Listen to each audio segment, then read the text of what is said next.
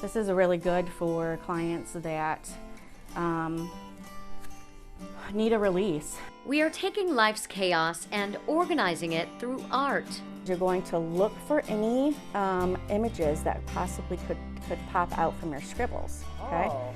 So now, and we can also turn our paper, so different views. Didn't want to do here, right? Because we need some perspective from our chaos, right? Sounds like kind of almost a heart. Absolutely. Let's be real, talking through trauma and tragedy isn't easy.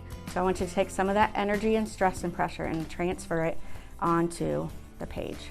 Art therapy gives people the tools they need to find their voice in a world of clamor. So you're engaging your brain in new ways, and that helps ultimately our brains heal. Through educational training and supervision, art therapists provide services that allow clients to express, process, and begin the journey of healing and recovery, whether it's grief, anxiety, or OCD.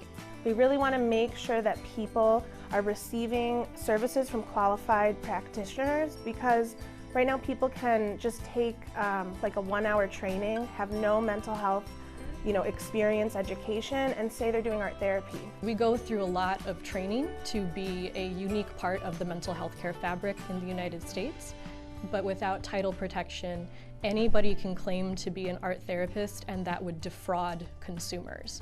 Currently, there are about 200 art therapists in our state, but I'm told the number is dwindling.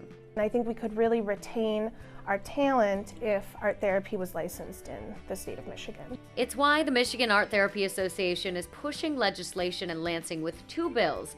The first covers getting licensing, title protection, and protection for the public.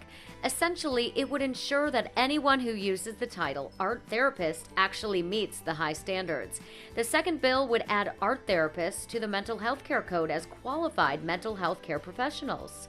We have to advocate for it. We need people to call and be passionate, speak passionately about it. Then we'll testify, and hopefully it will then be put into law.